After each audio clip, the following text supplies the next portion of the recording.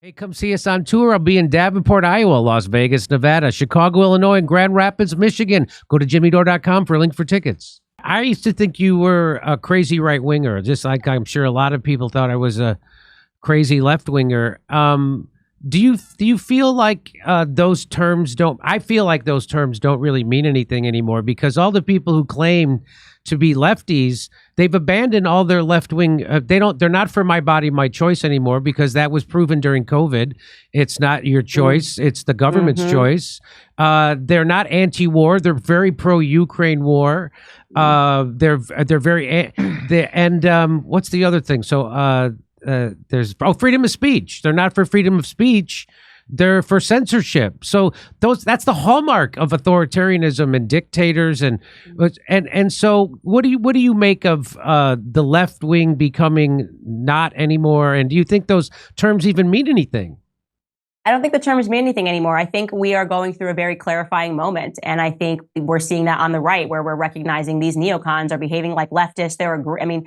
Do you believe in speech? Do you not believe in speech? And I think at the end of the day, we shouldn't think in terms, it's almost too myopic to think in terms of left and right and Republican and Democrat. And I think that the elites love that. And going back to that, they love a divide. They love us yelling at each other. And I think the truth is that those of us who are willing to pursue truth, we're in the same party. Those of us who believe in what it means to be an American, we believe in free speech, we believe in debate, we believe in the right to be wrong. I mean, these are things that are essential to fight for. So if that means I'm linking arm with someone who's traditionally a Democrat or a leftist, I don't care. Do you care about truth? Do we recognize that this country is in a full decline right now? And do we recognize that we hardly even have national security and national sovereignty, anymore? It's like we've just become a globalist super nation.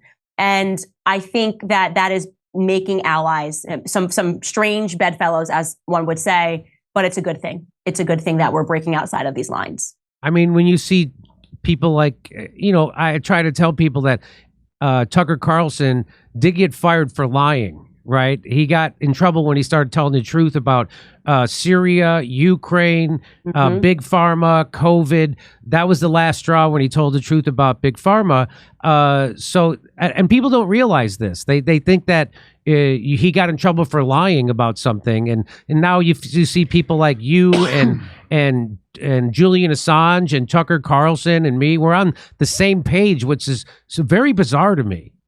Yeah, I love it. I think it's great. And I think that what we're seeing is that people are following those people. So the corporate system is dying. People have lost faith and they see what happens. When you get rid of somebody like Tucker and you try to convince us that he's a bad guy, it's just not going to work. Yeah, I'm happy he's independent. I'm happy he's free. This is the best version of Tucker. I'm happy I'm independent. I'm happy that I'm free. I wake up every day and I'm excited and we're having fun because we're able to tackle the stories that we want to tackle without having to think about, I guess, corporate narratives, so to speak. So everything is happening for a reason. I believe God has his hand on us right now. And that in the end, I'm extremely optimistic. I do believe we're going to win. I think we're not even at the beginning. We're sort of at the middle of an awakening. Why do you hate Jews and why?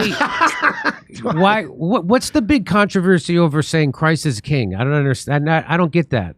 That was made up out of thin air by Andrew Klavan. No one's ever heard the controversy over Christ is king. And the day I left, I guess he just was sort of like, well, we need to maybe make it seem like she's a bad person. Remember that time she said Christ is king last November? Yeah, that's the narrative. Let's get this girl out of here. Yeah, did you see this tweet she sent last November? And I love it because he was really selling it with his chest. He was like, when you spit that phrase at a Jew. I'm like, what are you talking about? Christ, what for Jew? Secondly, he is king. I mean, what do you want me to tell you? And shalom. So, yeah, he tried to sell it and he really brought it to the market. And I don't think the market bought it.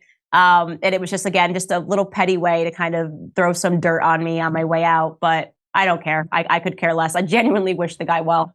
Okay. The weird tricks are more creepy, I think. Well, listen, did your video about Macron's wife, did it get demonetized?